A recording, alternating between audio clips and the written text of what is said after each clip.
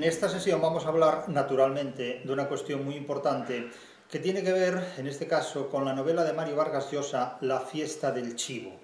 La fiesta del chivo, esa novela de Mario Vargas Llosa que se publica en el año 2000 y que se refiere a la muerte, realmente el asesinato, del dictador de República Dominicana, Rafael Leónidas Trujillo Molina, que tiene lugar el 30 de mayo de 1961. Aquí vamos a referirnos muy rápidamente al capítulo 15. Este no será un vídeo excesivamente largo, porque el capítulo 15, hay que reconocerlo, como casi todos los capítulos de esta novela, literariamente hablando, no dan para mucho. Permítaseme recordar que el próximo 2 de octubre, es decir, dentro de unos días, impartiremos en la Facultad de Ciencias Jurídicas y Sociales de Toledo una conferencia académica, precisamente sobre esta novela en relación con 100 años de soledad de Gabriel García Márquez.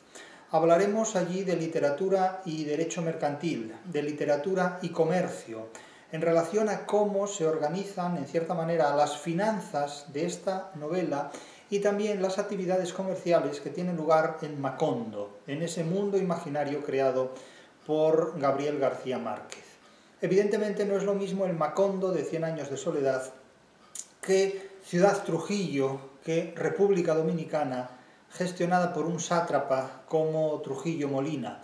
Pero contrastaremos tanto lo que ofrece Mario Vargas Llosa en esta novela como lo que expone Gabriel García Márquez en la mítica, legendaria y, sobre todo, extraordinariamente imaginaria población de Macondo. Contrastaremos esos aspectos y, desde luego, en este capítulo, el 15, vamos a hacer referencia a una serie de cuestiones muy importantes que tienen que ver con la muerte de Trujillo. Ya saben muchos de ustedes que las tesis que planteamos en estas interpretaciones de la literatura guardan también una estrecha relación con las que se plantean en el ensayo sobre el fracaso histórico de la democracia en el siglo XXI. Esta publicación, esta monografía, este ensayo que contiene una auténtica tesis sobre lo que es el fracaso histórico de la democracia, por desgracia, porque no hay nada que celebrar en el fracaso de la democracia, en este siglo XXI, guardan, insisto, una estrecha relación entre lo que aquí exponemos acerca de la novela de Mario Vargas Llosa y las ideas sobre la democracia como sistema político. Naturalmente, la cita que tenemos aquí entre literatura, democracia y economía es muy reveladora porque pone de manifiesto el papel del Estado y el papel de las libertades en la organización del poder. Cuando en este capítulo 15, que es uno de los menos literarios que se componen, que se redactan, que se escriben en esta novela, y es difícil saber cuál es de todos los capítulos de esta novela de Vargas Llosa el menos literario, porque realmente la novela es muy poco literaria. La novela sustituye la literatura por la historia. La novela tiene un guión trazado por la historia, no por Mario Vargas Llosa. Mario Vargas Llosa, en todo caso, es el ingeniero de este Tetris que va montando una serie de piezas, una serie de moldes, de configuraciones, de módulos, que en definitiva, como un puzzle, construyen la novela. Indudablemente con cierto relieve, porque Mario Vargas Llosa es un buen escritor, pero no es un escritor genial. Muy por encima de Mario Vargas Llosa está un escritor como Gabriel García Márquez, que sí sabe componer de manera muy original, de manera insólita, de manera inédita, tanto las formas literarias que componen 100 años de soledad, como las ideas originalmente germinadas, sembradas y que fructifican en una obra como la que encarna toda la dinastía de los Buendía en una población mítica, legendaria y a la vez también real como Macondo. ¿Qué ocurre en este capítulo 15 de la fiesta del chivo? Pues aquí el narrador nos narra, valga la políptoton o la paronomasia, nos cuenta de nuevo el acribillamiento a balazos de Trujillo Molina, pero desde otra perspectiva. Naturalmente en este capítulo asistimos, el lector asiste, a una novela perspectivista, a un relato que cuenta el mismo hecho que la propia novela ya ha contado páginas anteriores, pero desde la perspectiva de otros personajes que protagonizan la misma secuencia. Aquí se presenta el relato focalizado desde personajes que, aliados entre sí para asesinar a Trujillo, reciben el impacto de bala de sus propios compañeros de operación. de tal manera que la perspectiva es diferente, pero el relato, el hecho, es el mismo. La novela perspectivista no es una invención de Mario Vargas Llosa, es una invención de Cervantes, y con frecuencia no se ha reconocido en Cervantes la creación de la novela perspectivista, porque un autor anterior a Vargas Llosa y muy posterior a Cervantes en el tiempo, como es Ramón Pérez de Ayala, se atribuyó con el patrocinio de Ortega y Gasset la invención de la novela perspectivista en Belarmino y Apolonio, entre otras de sus narraciones. Pero lo cierto es que la novela perspectivista ya está en Cervantes y está, por supuesto, en el Quijote.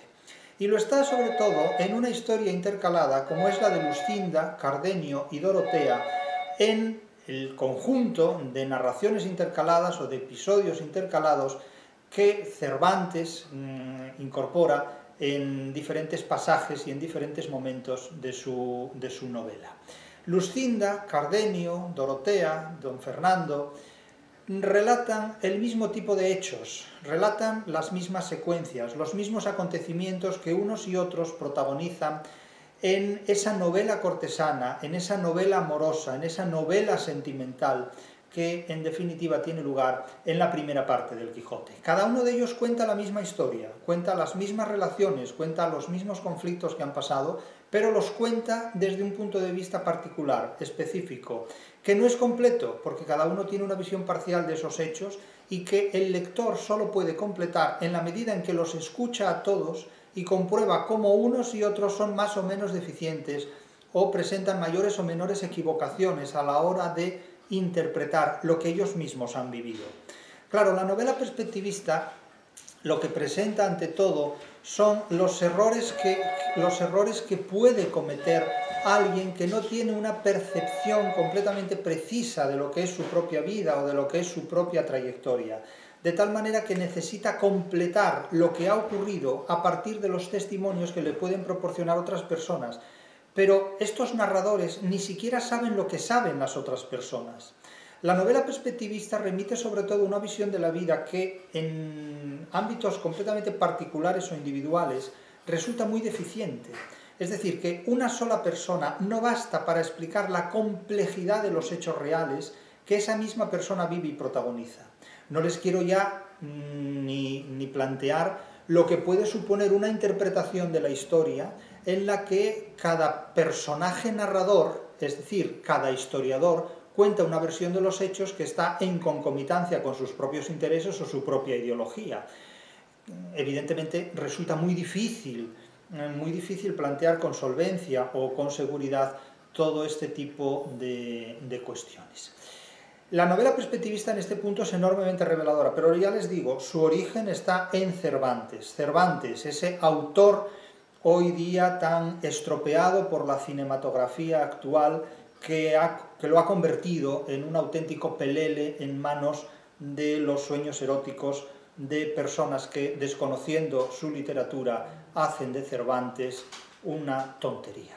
Pero nosotros nos ocupamos de Cervantes desde el punto de vista de la literatura, no desde el punto de vista del erotismo más o menos frustrado o frustrante de quienes apelan a él como si fuera un consolador o cualquier otra cosa que nada tiene que ver ni con la literatura ni con la inteligencia literaria. Esa es otra cuestión. Pero ya les digo, el origen de la novela perspectivista está en Cervantes y está concretamente en el Quijote, en la historia intercalada de Luscinda, Cardenio, Dorotea y don Fernando. Ahí encontrarán la novela perspectivista, entre otros aspectos. También tienen otros pequeños episodios, otras pequeñas historias intercaladas en el Quijote, donde también se hace mención de este enfoque perspectivista de los hechos, entre ellos la del morisco Ricote, su hija Ana Félix, etcétera, etcétera. Es decir, hay mucho perspectivismo y, por supuesto, el relato del bachiller Sansón Carrasco en la derrota de Don Quijote y las intervenciones que Sansón Carrasco tiene con Antonio Moreno,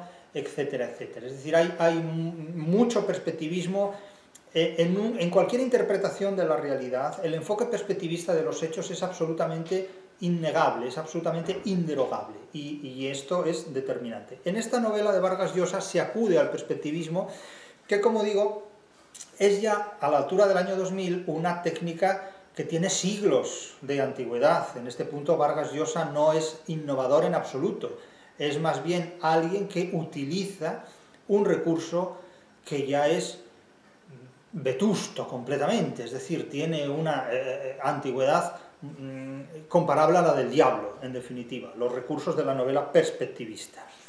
Una de las características que presenta este episodio es que quienes cometen el atentado contra Trujillo no son, desde el punto de vista de lo que cuenta la novela, no me refiero a la historia, no soy yo quien para juzgar estos hechos históricamente, no son realmente profesionales, cometen muchos errores y ellos mismos son conscientes de los errores que cometen una vez que los han cometido, teniendo en cuenta las consecuencias que supone el error cometido. Ya saben que los errores cuestan caros a quien los paga, no a quien los comete, pero en este caso pagaron muy caros algunos de los errores cometidos. Se olvidan de hacer las señales luminosas que tienen que hacerse entre sí, de tal manera que los 3 coches que custodian 7 personas organizadas para asesinar a Trujillo no están relacionados entre sí operativamente como estaba planificado que lo hicieran, de tal manera que hay numerosos errores en este punto. Muestran cierta torpeza. Naturalmente, tal vez un comando debidamente preparado, debidamente adiestrado, no habría cometido estos posibles errores. Otro de los errores que cometen desde el punto de vista de las técnicas criminales que deberían haber cumplido es que no matan, estos términos son muy crudos, hablar en estos términos me resulta muy crudo, francamente, pero no matan al conductor, sino que creen que lo han matado y no se aseguran de que quede muerto. Esto es monstruoso tener que decirlo, pero hablo de la novela, insisto, no me adentro en la historia. Y el conductor del vehículo, guardaespaldas y edecán de Trujillo, que se llama Zacarías de la Cruz, y que representa además, curiosamente, cierta intertextualidad con otro personaje propio de novela hispanoamericana, como es Tirano Banderas, donde aparece también un personaje que se llama Zacarías el Cruzado, no de la cruz, sino el cruzado porque tiene la cara cruzada de cicatrices, cruzada de chirlos, de puñaladas, de lesiones motivadas por peleas y reyertas. Tiene el mismo nombre que el edecán de Trujillo. Edecán, guardaespaldas, chofer, etcétera, etcétera. Pero sobrevive al atentado, acribillado a balazos, sobrevive milagrosamente al atentado y es el que aporta las primeras informaciones y las primeras noticias, los primeros detalles acerca de ese terrible asesinato, terrible magnicidio, decisivo en la historia de República Dominicana, que protagonizan estas personas. Personas a las que inicialmente se les llama los asesinos, después los conjurados, después los ajusticiadores y finalmente los héroes nacionales. Es decir, que las calificaciones que la prensa va dando a estas personas varían según quién ostenta el poder. O sea, tengan en cuenta que inicialmente, insisto, se les llama asesinos, después se les llama conjurados, después se les llama ajusticiadores y finalmente se les llama héroes nacionales. Claro, y dirán ustedes, ¿y cuál es la denominación correcta? Es que no hay denominaciones correctas. Hay denominaciones correctas conforme a un determinado criterio vigente o en vigor.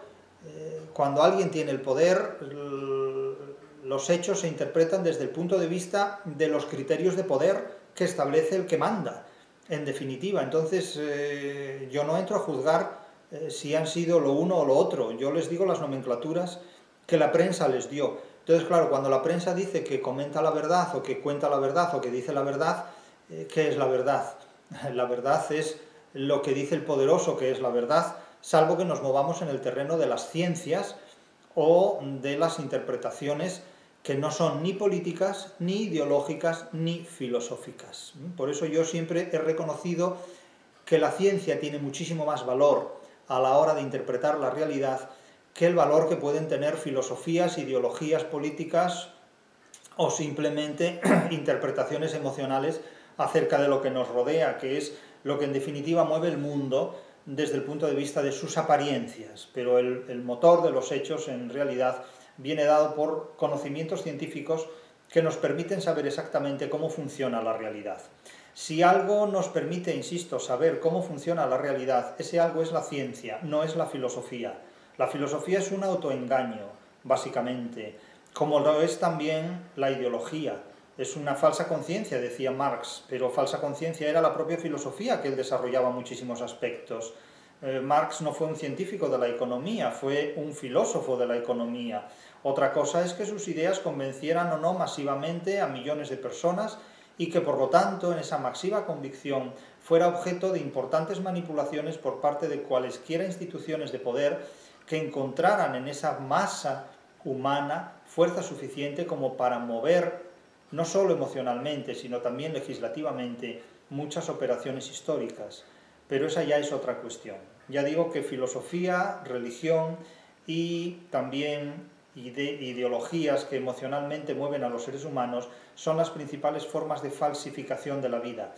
La ciencia está muy por encima de todas ellas y la literatura, que plantea una imaginación que se sustrae a muchas de estas cuestiones, también nos sitúa en un contexto muy diferente. Por eso la ciencia y la literatura han sido con frecuencia enemigas realmente históricas de la filosofía, de la religión y de las ideologías.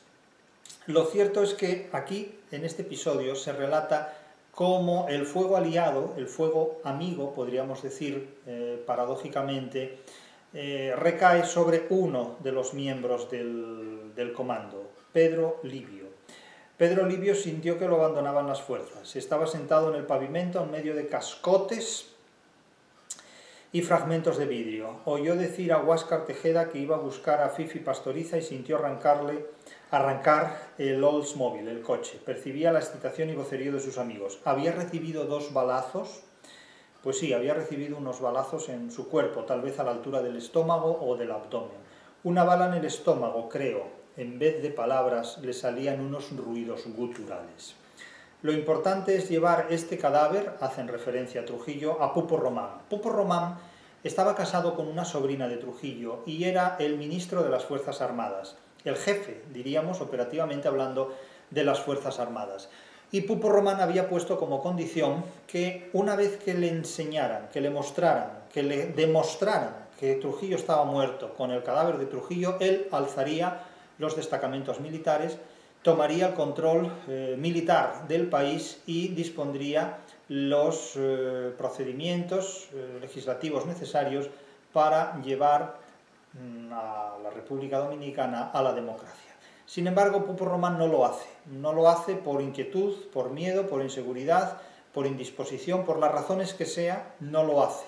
Y el golpe de Estado no se lleva a cabo tal como estaba previsto, sino que reaccionan, digamos, las fuerzas proclives totalmente a Trujillo a través de la siniestra figura del gran torturador de República Dominicana, que es Johnny Aves García, quien toma el poder y quien acaba deteniendo a la mayor parte de los conjurados, excepto a 2. Un superviviente hay, Antonio Imbert, que falleció todavía en 2016 a los 95 años de edad y que fue una historia viva de aquellos acontecimientos. El resto fueron torturados terriblemente y asesinados, sobre todo el más damnificado por toda esta situación fue el propio Pupo Román. El caso es que todo este capítulo, insisto, carece de valor literario. Es como si ustedes leyeran una crónica periodística. Propiamente no hay literatura. Es como si leyéramos las aventuras de Sandokan o cualquier libro de aventuras, muy por debajo de lo que es una novela bizantina como puede ser el Persiles de Cervantes. No tiene calidad literaria este capítulo. Realmente la mayor parte de la novela no tiene tampoco calidad literaria. No tiene originalidad formal y no tiene tampoco originalidad temática. Es decir, es una recreación más o menos ficticia de lo que ocurrió esa noche y de lo que ocurrió en torno a esas personas, con la introducción de otros personajes ficticios también, combinados con personas reales. Pero la literatura, créanme, sinceramente se lo digo, la literatura no es esto. La literatura es otra cosa. O sea, esto es un simulacro de literatura. Tiene pasajes más o menos atractivos, les puede gustar más o les puede gustar menos. del mismo modo que les puede gustar el placebo de un medicamento, pero un placebo no es un medicamento, es el simulacro de un medicamento. Esto es un placebo literario. Esta novela, La fiesta del chivo, salvo algunos pasajes muy específicos que contienen cierto valor literario, es un placebo de la literatura, pero no es propiamente literatura. No voy a entrar aquí en discusiones acerca de si qué es la literatura, qué no es la literatura. Yo esto ya lo he expresado en una obra que es La crítica de la razón literaria, y en particular en un tomo que se titula ¿Qué es la literatura? Lo tienen en Amazon. Entonces, no me pregunten qué es la literatura, ni lo que pienso de la literatura. Si lo quieren saber, lean mi obra. Interpreten mi obra con la capacidad que requiere o que exige la interpretación de un material que se plantea para el conocimiento de la literatura. Pero yo no voy a discutir obviedades, ni voy a discutir evidencias. Entonces, cada uno de ustedes puede tener el concepto de literatura que le dé la gana. Pueden considerar que la literatura y el si bemol son lo mismo, o que la literatura y Harry Potter son lo mismo. Pero eso es problema de quien piense en tales términos. Yo tengo unas ideas muy claras sobre lo que la literatura es, que no son el resultado de ocurrencias de Internet, sino que son el resultado de aproximadamente 40 años de interpretación y de investigación literaria, 31 de ellos desarrollados profesionalmente en la enseñanza universitaria. Entonces, a partir de ahí, cuando algún ocurrente dice, bueno, es que la literatura es otra cosa distinta a lo que dice este señor, con todos los respetos, eso es que me la superpela completamente, porque este tipo de cosas ninguna persona inteligente se las puede tomar en serio. Entonces, no se confundan ustedes, porque el hecho de que yo retransmita a través de medios audiovisuales contenidos literarios no me iguala a otras personas que están en estos medios audiovisuales, porque yo en realidad no debería estar aquí. Yo en realidad no debería transmitirles a ustedes conocimientos literarios a través de YouTube. Yo debería estar metido en un aula universitaria, predicando en una torre de marfil para 3 o 4 personas que supuestamente prestan atención y que en realidad prestan la misma atención que ustedes. Unos más y otros menos. Porque la atención que pueda prestar alguien en un aula universitaria o a través de un medio audiovisual no está determinado por el medio, sino por el tipo de interés que pueda tener en lo que escucha. Entonces, hay mucha gente que se confunde, y confunde de hecho el medio con el mensaje, y he dicho muchas veces que el medio no es el mensaje es el mensaje de aquellos que no tienen nada que decir. Y yo considero que tengo mucho que decir sobre la literatura, aunque ya llevo dicho muchas cosas a lo largo de prácticamente más de 3 décadas de interpretación literaria en un nivel universitario, en un nivel académico. Aparte de esto, aparte de esta arenga que acabo de soltar y por la que no les pido disculpas, evidentemente, pero debe quedar muy clara esta cuestión, ya les digo, yo no debería estar aquí, yo debería estar predicando en Bavia, pero no proporcionando conocimientos literarios a mansalva y, digamos, negando lo que Ortega afirmaba, que solo vale la pena dirigirse a la minoría selecta, que es lo que Ortega afirmaba. Es decir, el arte de muchos filósofos consiste en que no se reconoce que en el pueblo llano haya una inteligencia digna que atender y digna a la que prestar atención. Es decir, Ortega pensaba que solo valía la pena hablar a una minoría selecta. Yo me pregunto, ¿y cuál es esa minoría selecta? ¿Dónde está la selección de las minorías? Si lo único que se ve es gente bárbara a mansalva, en definitiva, ¿no? Yo no hablo para las minorías selectas, yo hablo para aquel que me quiera prestar atención, al margen de la atención que me preste, con la cual yo no mantengo interacción de ningún tipo. Pero lo que les quiero decir absolutamente es que esta no es una novela literaria propiamente, esta es una novela.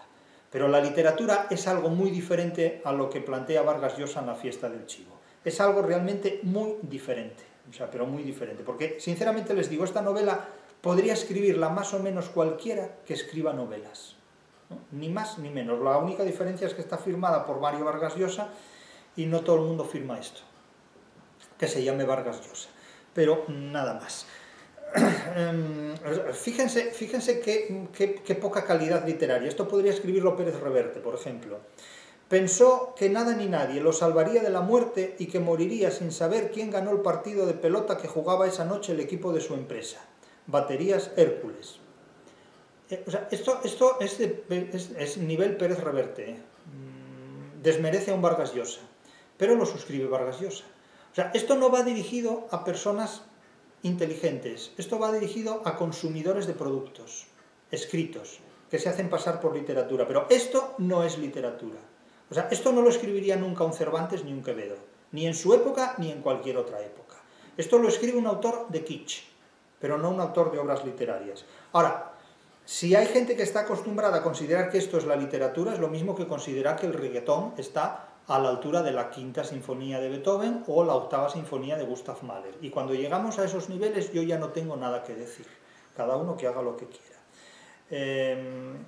El caso es que estos personajes retratados aquí en la ficción de la novela relatan muchísimas deficiencias. Entonces, cada vez que constatan que han cometido un error de consecuencias muy graves, acuden al idealismo de la interpretación de la realidad.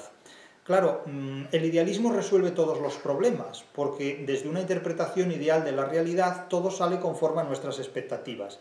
Entonces consideran que, a pesar de los errores que han cometido y de las huellas que delatan de los hechos que constituyen una auténtica delación respecto al crimen que han cometido, no pasaba nada. Y no pasaba nada porque lo principal, cito, era encontrar a Pupo Román y mostrarle el cadáver, como exigió. Había un problema. Juan Tomás Díaz y Luis Amiama acababan de pasar por su casa, por la casa de Pupo Román, y Pedro Livio la conocía, se hallaba en la otra esquina, y Mireia, su mujer, les dijo que Pupo salió con el general Espaillat, porque parece que algo le ha ocurrido al jefe. Antonio de la Maza los tranquilizó. No se alarmen. Luis Amiama, Juan Tomás y Modesto Díaz han ido a buscar a Vivín, el hermano de Pupo. Él nos ayudará a localizarlo. Y siguen esperando que Pupo Román alzará a las tropas, tomará el control político y militar del país y la transición hacia la democracia se hará sin problema, de tal manera que ellos quedarán indemnes, al menos no los perseguirán. Nada de esto ocurre en la realidad. Claro, el idealismo es una visión totalmente equivocada de la realidad, y el fracaso es la distancia que separa a los idealistas de la realidad. Naturalmente el hecho históricamente fue decisivo, la muerte de Trujillo, el magnicidio de Trujillo, pero los cambios no se producen de manera inmediata, sino que necesitaron mucho tiempo, y estas personas que hicieron posible el cambio pagaron muy terriblemente en vida, hasta la muerte, el acto realmente heroico. Tengo que decir que es un acto heroico por el riesgo que corrieron al llevarlo a cabo. Naturalmente bajo el patrocinio y la gestión de los Estados Unidos, es decir, sin el apoyo de los Estados Unidos, la propia novela lo reconoce, este magnicidio no habría sido posible. Ellos fueron instrumentos de Estados Unidos para quitar de en medio políticamente a Rafael Leónidas Trujillo, que fue puesto por los propios Estados Unidos en su momento. Es decir, que la historia de Hispanoamérica siempre es la repetición del mismo asunto, desde Bolívar. Bolívar fue puesto, de alguna manera, por las potencias extranjeras, promovido indudablemente por las potencias extranjeras, para suprimir la presencia española, políticamente hablando, en Hispanoamérica, y desde Bolívar hasta hoy, Hispanoamérica ha sido la repetición del mismo episodio histórico, época tras época. Es decir, es el laboratorio de los experimentos políticos de los Estados Unidos, es el trastero de los Estados Unidos en muchos aspectos, como han dicho muchos intelectuales antes que yo, simplemente reitero palabras de otros autores, y la situación sigue sin cambiar. Es posible que después de Estados Unidos sean otras potencias, como la República Popular China, las que gestionen la riqueza de Hispanoamérica, pero, bueno, es lo que hay. Decir otra cosa sería engañarse a uno mismo, y es muy poco inteligente hacerse trampas al solitario. En definitiva,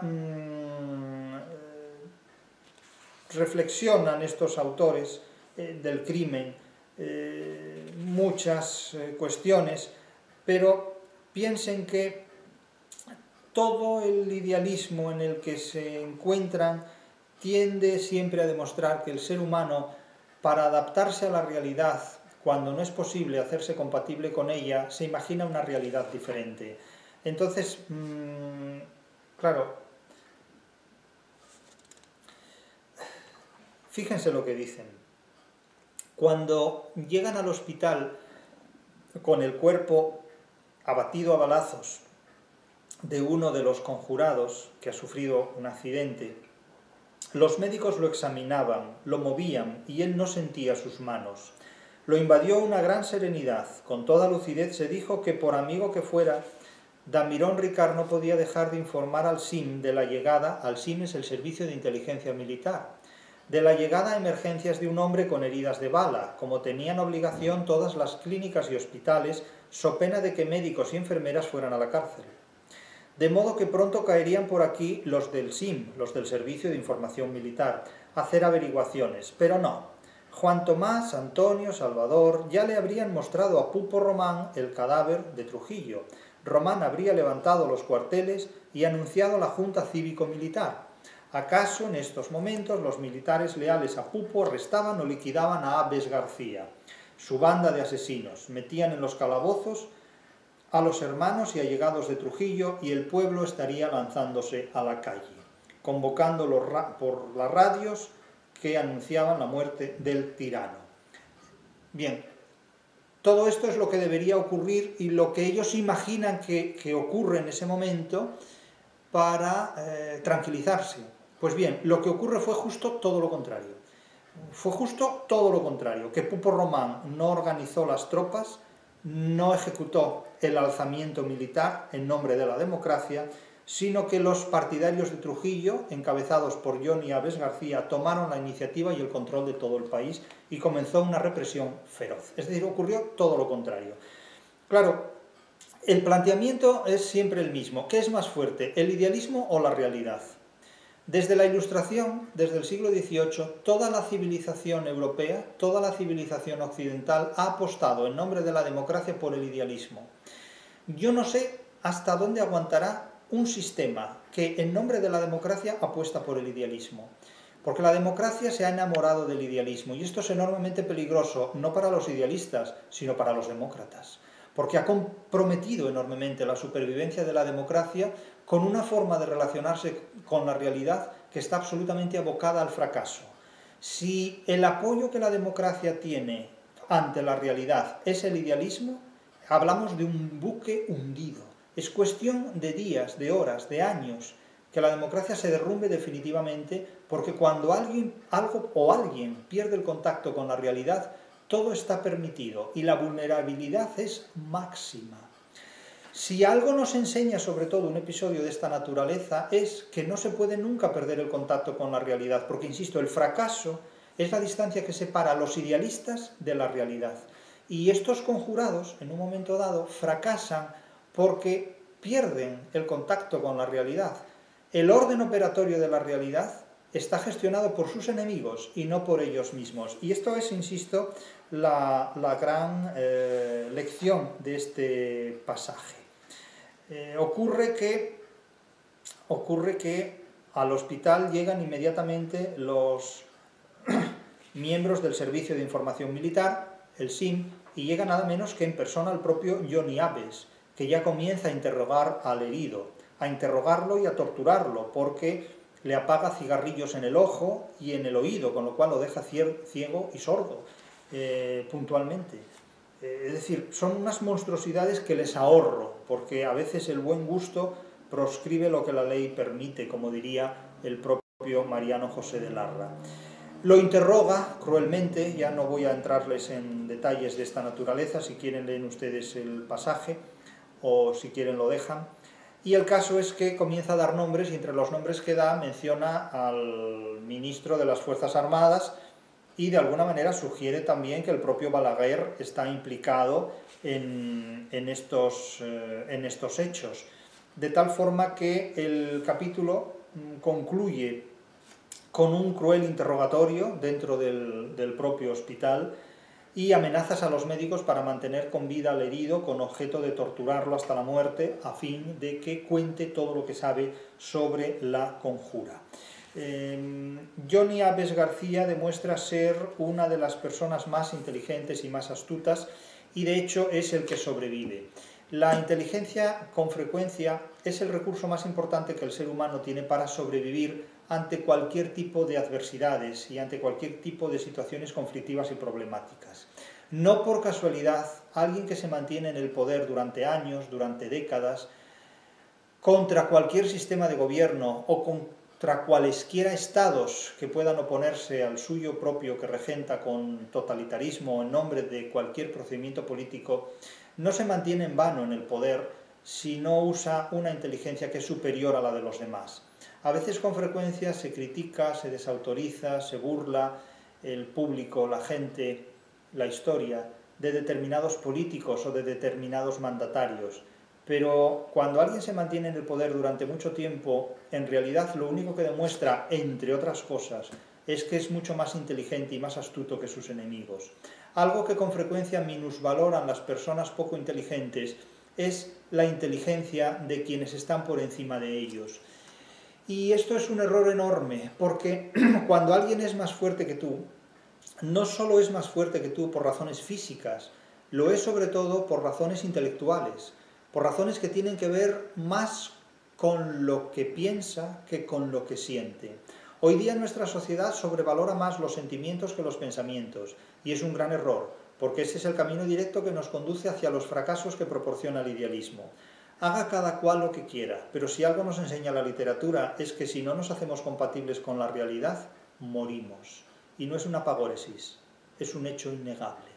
Este capítulo 15 de La fiesta del chivo es de los menos valiosos literariamente que contiene la novela, pero incluso de un libro malo se pueden extraer importantes consecuencias. Ya nos lo dice el adagio clásico, no hay libro, por malo que sea, del que no se pueda extraer alguna cosa buena. Eso dijo Cervantes, haciéndose eco de la paremia milenaria. Cervantes, el verdadero, no el Cervantes del que nos habla el cine, que son pesadillas húmedas de quienes no nos enseñan absolutamente nada sobre el autor del Quijote.